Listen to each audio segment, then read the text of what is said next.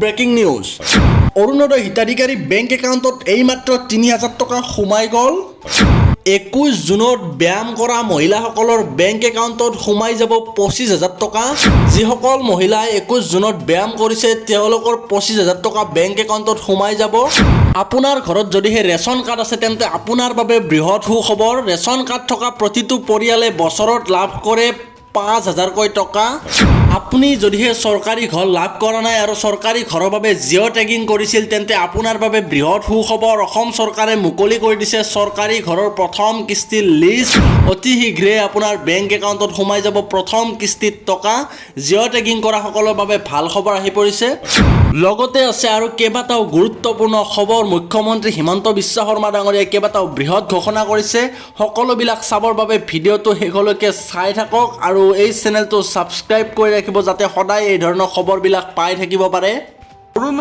আহি পৰিছে দেশৰ কোটি কোটি ৰেচন কাৰ্ডৰ হিতাধিকাৰীৰ বাবে ডাঙৰ খবৰ দেশৰ কোটি কোটি ৰেচন কাৰ্ড হিতাধিকাৰীৰ বাবে এটা ডাঙৰ খবৰ আহি পৰিছে ৰেচন সংগ্ৰহৰ নামত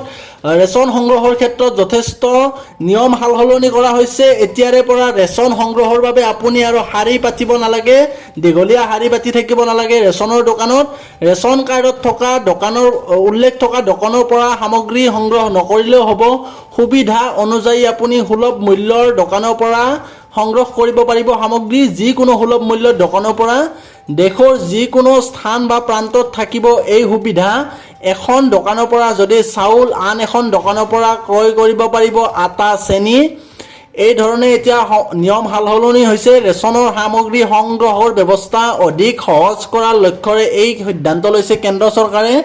কেন্দ্ৰীয় ৰাজ্যিক মন্ত্ৰী BL বাৰ্মাই প্ৰকাশ কৰিছে এই নতুন নিয়মৰ তথ্য তেখেতে টুইট যোগে ঘোষণা কৰিছে এই তথ্য এতিয়াৰে পৰা ৰেচন কাৰ্ড হিতাধিকাৰীসকলে আগৰ নিচিনা লাইন পাতি থাকিব নালাগে ওৱান নেশ্যন আঁচনিৰ অধীনত এই পদক্ষেপ গ্ৰহণ কৰা হৈছে ওৱান ৰেচন আৰু তেওঁলোকে দেশৰ যিকোনো ৰেচন কাৰ্ডৰ সুলভ মূল্যৰ দোকানৰ পৰা তেওঁলোকে সামগ্ৰী সংগ্ৰহ কৰিব পাৰিব কোনোবা এখন দোকানৰ পৰা যদি আটা লৈছে আৰু অন্য এখন দোকানৰ পৰা তেওঁলোকে অন্য সামগ্ৰী ল'ব পাৰিব চাউল ল'ব অন্যান্য কেইবাটামান গুৰুত্বপূৰ্ণ খবৰ আজি HSLC অৰ্থাৎ মেট্ৰিক পৰীক্ষাৰ যি কম্পাৰ্টমেণ্টেল এক্সাম হৈছিলে যিসকলে মেট্ৰিকত বেয়া ৰিজাল্ট কৰিছিল তেওঁলোকে আকৌ এবাৰ পৰীক্ষা দিছিলে তেওঁলোকৰ ৰিজাল্ট দিছে আৰু আজি তেওঁলোকৰ ভিতৰত উত্তীৰ্ণ হৈছে 52% মুঠ 65,051 গৰাকীয়ে পৰীক্ষা দিছিলে আৰু তাৰ ভিতৰত উত্তীৰ্ণ হৈছে 32,931 গৰাকী অন্য এটা গুৰুত্বপূৰ্ণ খবৰ সুপ্ৰিম কোৰ্টৰ সিদ্ধাৰ্থ শৰ্মাৰ অধিবক্তাৰ নতুনকৈ আবেদন জুবিন গাৰ্গৰ হত্যা গোচৰ অন্য আদালতলৈ স্থানান্তৰ কৰিবলৈ এই আবেদন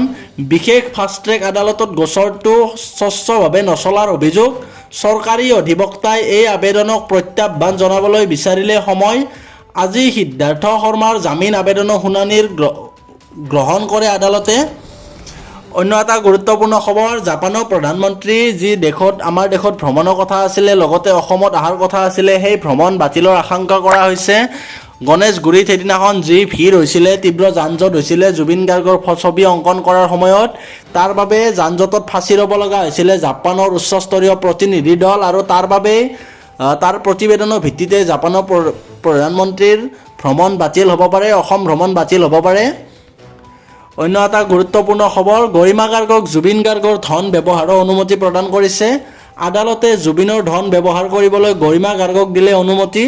জুবিন গাৰ্গৰ বন্ধ হৈ থকা একাউণ্টৰ ধন ব্যৱহাৰ কৰিব পাৰিব গৰিমা গাৰ্গে